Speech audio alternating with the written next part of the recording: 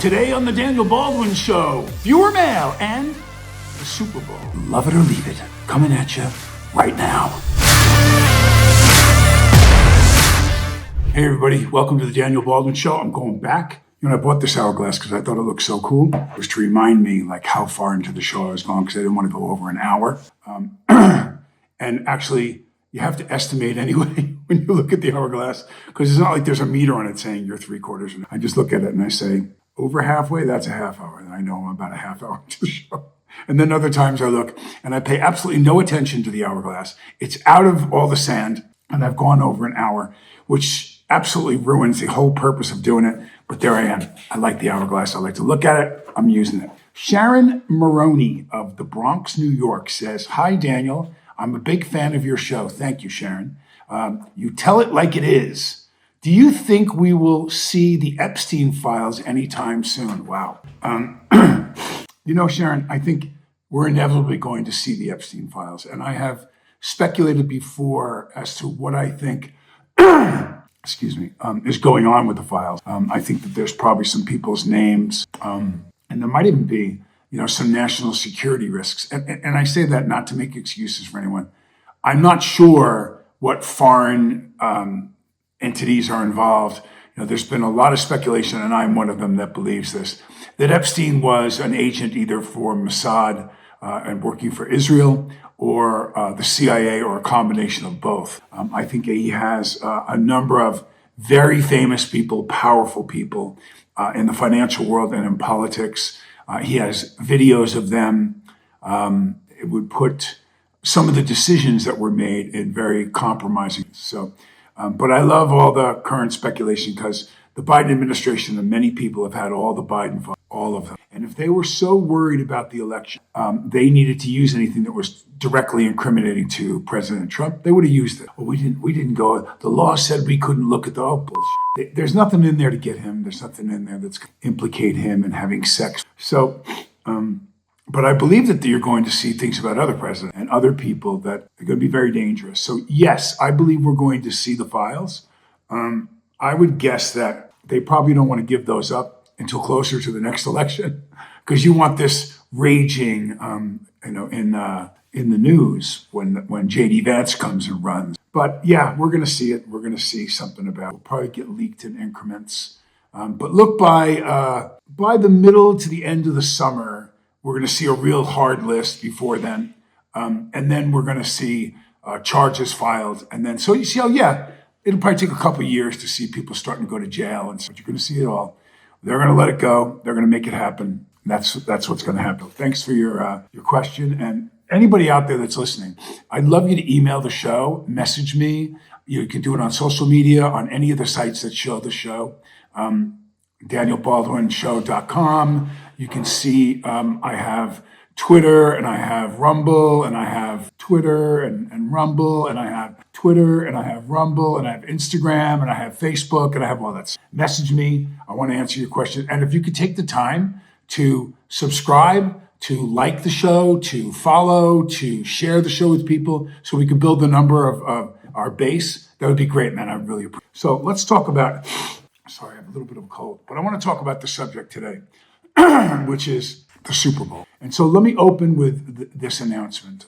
Since I can remember, and I really remember Super Bowls, I'm 65 years old. And in my 65 years, I can truly remember watching the 1969 New York Jets, Joe Namath, brash AFC team playing the Baltimore Colts. The old guard, Johnny Unitas, was the quarterback then. This was really, this young upstart Alabama University quarterback was going to defeat the bigger, better known, more powerful league. And he did. Namath won. He guaranteed that they would win. It's an iconic time in sports and in New York sports. And that was when the Super Bowl was truly super to me, that all through the 70s and into the 80s. I imagine it was always a business. I'm not stupid. The owners made money. The players made money.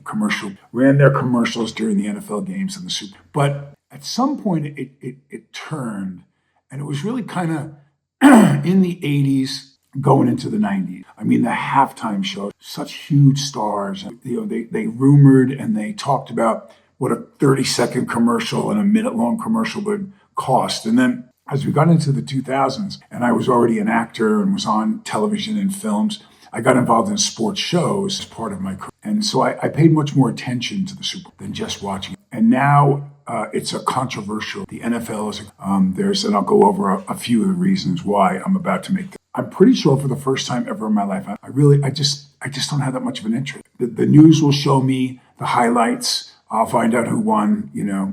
I might even check my phone to see who won. It's two teams that I'm not very interested. There's so much political stuff involved now. The halftime show is Bad Bunny, who left a bad taste in my mouth. He was on I think it was an NBA game he was at, and he sat during the national. He was on his phone. I remember watching. What an insult. Stan, if it wasn't for the United States, would this guy be as big as he is?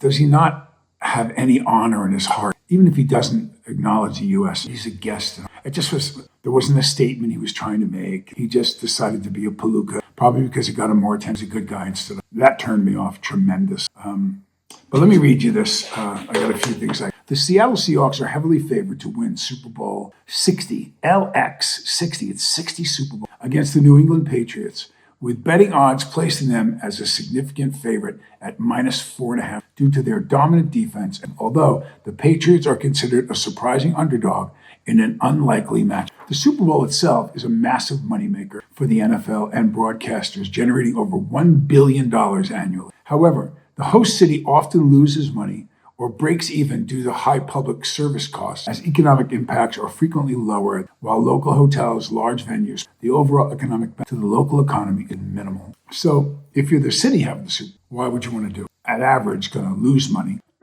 or even just break even. I think it serves as an advertising. If you're having the Super Bowl in Arizona and people come to Arizona and they have a good time, will people come back to Arizona afterwards, even though the city isn't? And the answer to that is, yeah, probably, if they enjoy it and they play some golf. As far as the NFL is concerned, the NFL makes $1 billion in one day. Now, granted, they put out a lot of money to have the Super Bowl, and there's bonuses. The NFL makes a lot of money. Here is reason 2 for I'm not necessarily announcing a boycott. I'm not saying, I'm boycotting. I'm not interested. It doesn't matter. All the shit that gets glued together to come up with this weekend just has turned me off. Here's one big one. While there is no credible evidence that any Buffalo Bills game was rigged, the team's recent AFC divisional round loss to the Denver Broncos in 2000 sparked intense controversy and widespread allegations of officiating bias. The primary source of rigged claims are a pivotal play in overtime directly led to Buffalo. So we all know about the interception, the catch that was called an interception. Again, when I look at other plays that happened after that game, where they said the guy caught the ball and they called it a catch. Cooks absolutely caught that ball, landed on his back, contact. He pried the ball out of it. Did he go to the ground with control of the ball? Yes, he did. He had the ball cradled against his body. And the other guy landed on while he touched ground, which meant him down on contact. He was down on, what's the term? Down on contact. As soon as he contacted the ground, he was down. They didn't uphold that call. Sean McDermott, by the way, and I like to put an end to the Sean McDermott. If I'm the owner of a team, I'll trade, fire, or do whatever I want. I own the team. That's the top.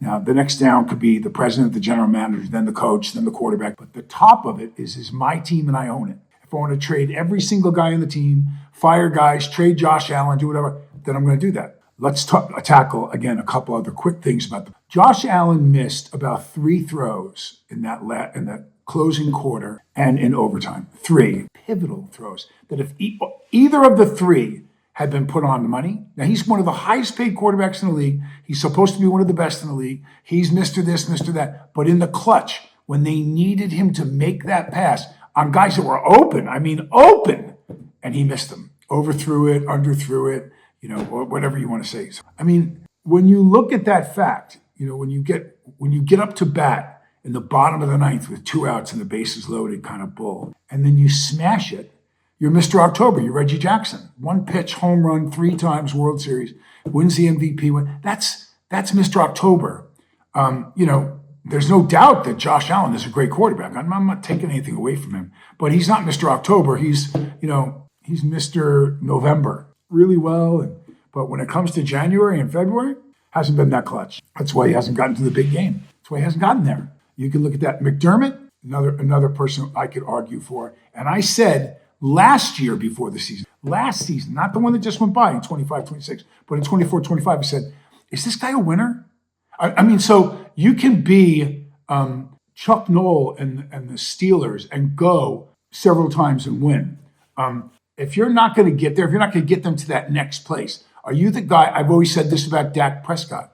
He's a great quarterback. I'm not taking anything from Dak, but the Dallas Cowboys under his quarterbacking have never gotten there. They're not there. So is he the guy that's going to take them? And I would argue that Sean McDermott had done a great job in building the team, but he's not getting them there. So if I'm the owner and I'm at that place where my quarterback has 2 or 3 more good years left in him where I'll start to really decline, and I've got the semblance of a pretty damn good team that's one call away, or is this guy the guy that's going to take us there? Maybe it's time to inject the Buffalo Bills with different leadership to try to take them to that place. And I actually agree with the move. I think it was best to let Sean go. He'll flourish somewhere else. It was time to let him go. So, while conspiracy theories frequently circulate on social media, there is no credible evidence that the Super Bowl is rigged. In February 2026, the NFL officially dismissed scripted claims following the announcement of the Super Bowl 60 matchup between New England Patriots and Seattle Seahawks. Now I'm going to tell you why I'm reading this. So there was a poster, and I'll put the poster up now. So, and you can clearly see of the 32 players from different teams, as you get closer and closer and the field narrow, it gets down to the last 2, which are the quarterback from the Seattle Seahawks and the quarterback of the New England Patriots. And the quarterback of the New England Patriots appears to be even a little closer. Now, the Seahawks are favored, but if you go by this trophy that was made by the NFL, and it was made by the NFL before the season started, you'd think, what are the odds out of 32 different teams that they would get both teams closest, the quarterbacks, to the Super Bowl trophy? What are the odds of that? And this was printed before the season started. That just stinks to me. It really does. It's very, very odd.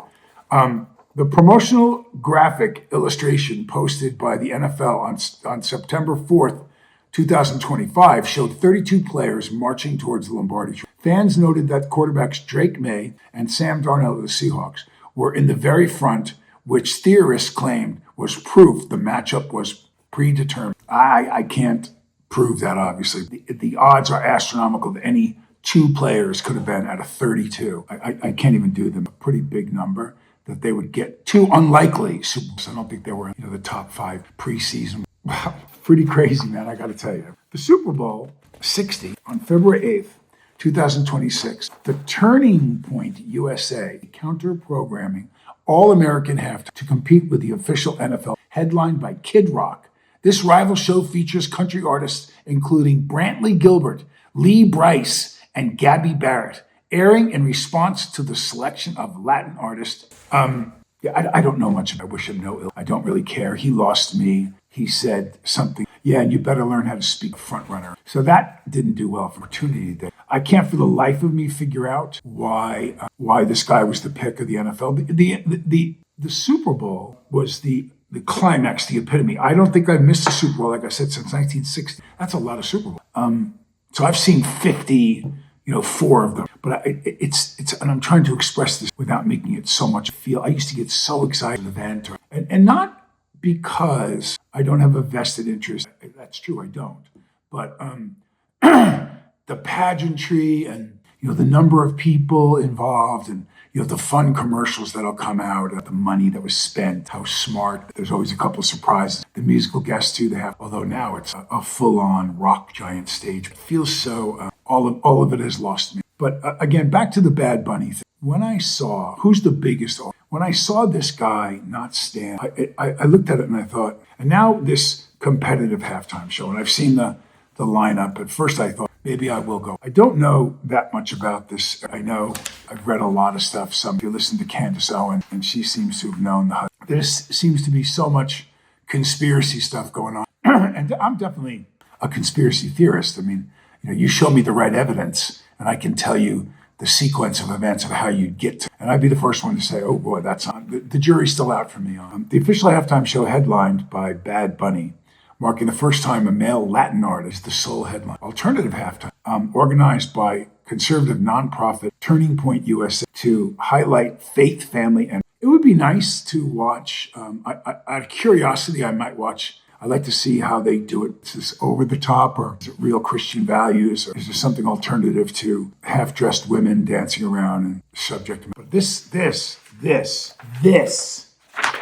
may be the most important reason why I am to watch Super Bowl 6. Based on late 2000, the NFL is expected to lose the major Swiftie surge for the 2000. The Kansas City Chiefs failed to reach following a crucial loss to the Chargers, breaking the streak of appearances. Taylor Swift will not be at the Super Bowl. There will be no cutaways during the game of her so that little Swifties can jump up and down. Do you realize that that is equated to millions of viewers, millions of watchers, millions of Swifties that watch the NFL in kind of a crossover audience that they never had before? So they would literally gain millions of viewers to watch the cutaway when Travis Kelce scored a touchdown, or when something good happened. You'd see Taylor going, "Yay! Oh, Travis!" There will be no Travis running into the end zone at halftime and asking her to marry him. There'll be no many speculative things that they talked about if Kansas City had had a decent year, but they didn't. And therefore, I am one of the biggest reasons why I am not going to watch this Super Bowl is because Taylor Swift will probably not be in attendance, and the network will not be cutting away to show her cheering for her man of them during. God bless her. So I will not miss that.